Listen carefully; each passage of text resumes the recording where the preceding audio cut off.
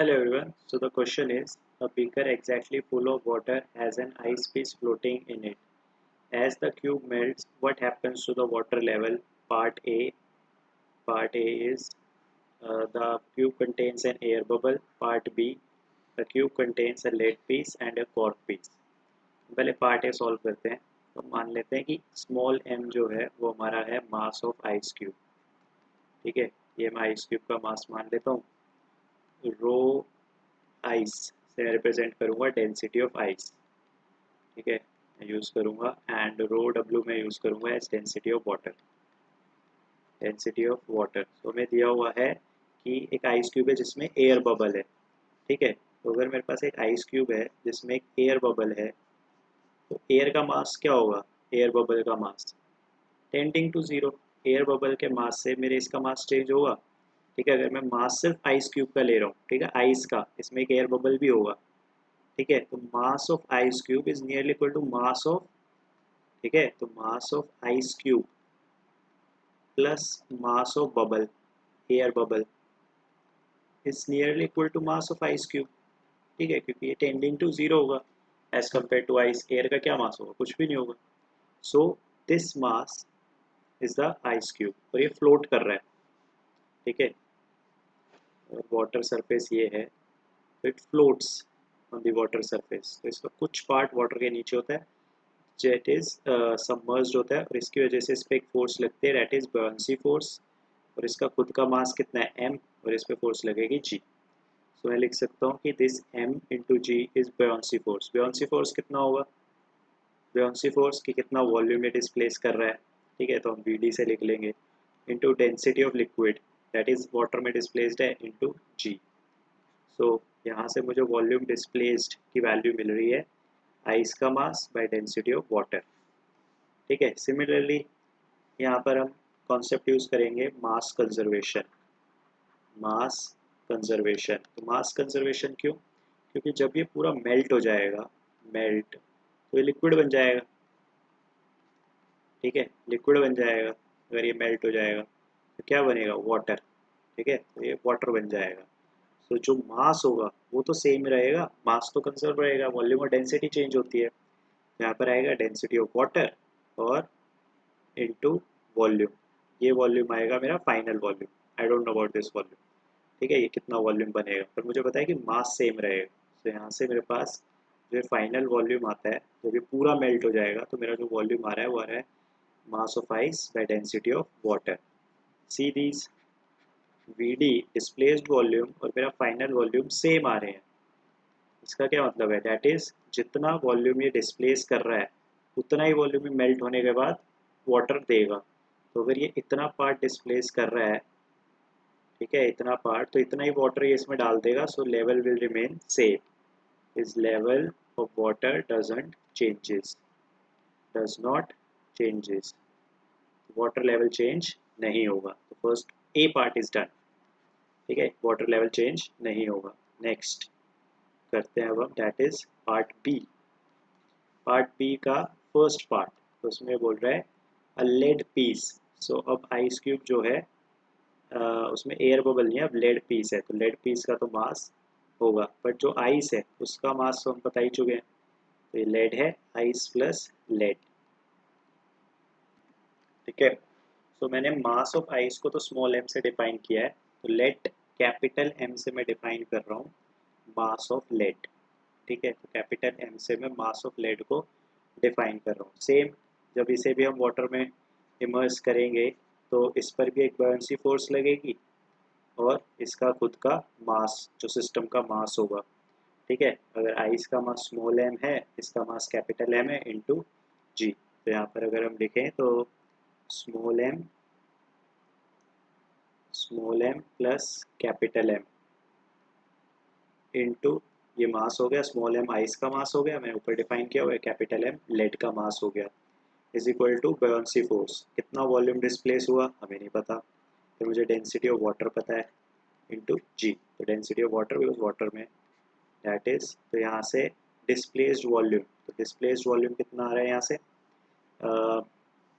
मैं लिख सकता हूँ small m mass of ice है ये, plus mass of lead by density of water.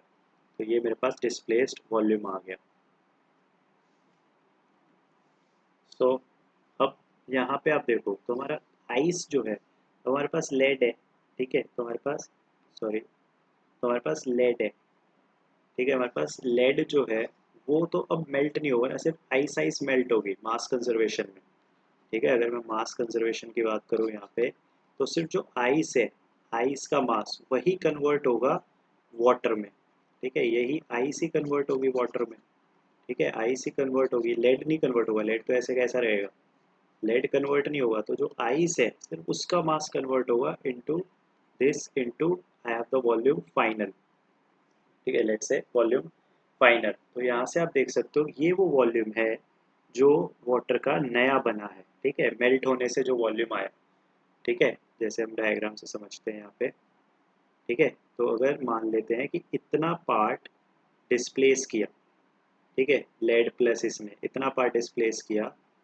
ठीक है, तो डैट इज डिस्प्लेस पार्ट, तो इतना वॉल्यूम डिस्प्लेस हुआ, बट फाइनल जो है फॉर्म जितना हुआ, जितना वाटर ये मेल्ट होने पर देगा वो होगा सिर्फ m बाय रो डब्ल्यू, ठीक है। अगर आप इस टर्म को ध्यान से देखें तो इसमें पुट करें, यही है m by rho W means volume displaced is volume formed, जितना वॉल्यूम मेल्ट होने से आया मेरे पास, प्लस एक टर्म है मेरे पास m बाय दिस, तो एक एक्स्ट्रा टर्म है, यहाँ पे ये एक्स्ट्रा टर्म है, ऑलराइट, तो यहाँ पे ये एक्स्ट्रा टर्म है, इससे एक्स्ट्रा टर्म है, तो वॉल्यूम फॉर्म जो हुआ है प्लस सम अदर पॉजिटिव आएगी ये टर्म, तो कुछ वैल्यू ऐड होगी तब जाके वो वॉल्यूम डिस्प्लेस आएगा, ये पूरा डिस्प्लेस कर रहा था ये वॉल्यूम, बट ऐड कितना कर पा रहा है ये, ऐड ये सिर्फ इतना ही कर पा रहा है, तो इतना डिस्प्लेस हो रहा है बट ऐड इतना ही हो पा रहा है, ठीक है, ऐड इतना ही हो पा रहा है, तो ये जो ऊपर का वॉल्यूम बचा ये तो ऐड ही नहीं हो पाया, ठीक है, ये वाला पोर्शन तो ऐड ही नहीं हो पाया, ये वाला पोर्शन, ये पोर्शन ब्लू पोर्शन ऐड ही नहीं हो पाया, तो वाटर लेवल क्या करेगा, वाटर लेवल राइज करे फॉल करेगा, क्योंकि वॉल्यूम डिस्प्लेस्ड ज़्यादा है जितना वॉल्यूम फॉर्म होना चाहिए था, वॉल्यूम डिस्प्लेस्ड वॉल्यूम फॉर्म से ज़्यादा है, that means water level falls, water level falls, water level लेवल जो है वो गिर जाएगा, नीचे आ जाएगा, क्योंकि ये ब्लू वाला पोर्शन वाटर तो मैं ला ही नहीं पाया क्योंकि डिस्प्लेस वॉल्यूम ज़्यादा था, ठीक है। तो ये फर्स्ट पार्ट था जिसमें मेरे पास लेड था, नाउ हम सेकंड पार्ट नेक्स्ट शीट पे करेंगे। So now I have to solve this cork वाला पीस, ठीक है, तो अभी भी हम ऐसे ही सेम कि इसमें कॉर्क पीस है, ठीक है, और आइस है मेरे पास, तो ये आइस है, तो मैंने वो small m mass of ice small m, और इस कॉर्क का मास मैं मान लेता हूँ कैपिटल एम, ठीक है, ये मेरे पास कॉर्क, इसका मास में कैपिटल एम, सेम वही, ठीक है, सेम वही बॉयंसी फोर्स इस पूरे पे लगेगी, एंड नीचे तो सिमिलरली सेम वही इक्वेशन, बॉयंसी फोर्स ऊपर आएगी, इन दोनों का मास नीचे आएगा, that is m plus M into G, जैसे हमने लास्ट यहाँ पे देखो, हमने यहाँ पे लास्ट इक्वेशन में ये सॉल्व किया था, ठीक है, यहाँ पे कैपिटल एम को ने लेड का मास माना था, यहाँ पे ये, तो मेरे पास डिस्प्लेस वॉल्यूम की क्या वैल्यू आएगी, माइस of,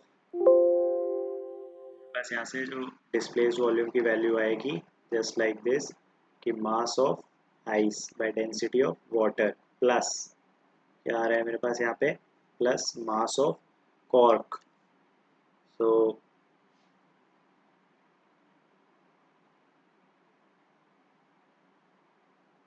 okay, so mass of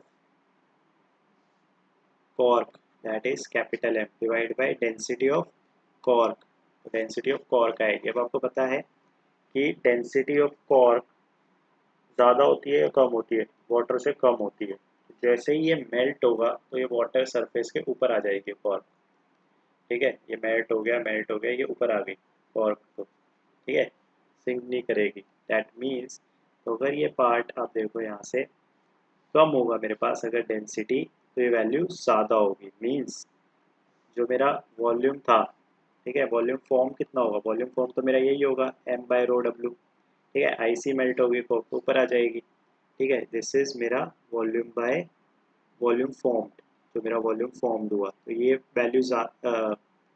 value कम है, ठीक है, तो लेस है तो ये वैल्यू ज़्यादा हो जाएगी, that is volume formed is greater than volume displace, तो इस केस में वॉल्यूम फॉर्म ज़्यादा आ जाएगा डिस्प्लेस से, तो जितना वॉल्यूम ये डिस्प्लेस कर रहा है उससे ज़्यादा वॉल्यूम आइस मेल्ट होकर प्रोड्यूस कर देगी, फॉर्म कर देगी, so that means water level rises, water level rises, तो वाटर लेवल जो है वो राइज हो जाएगा।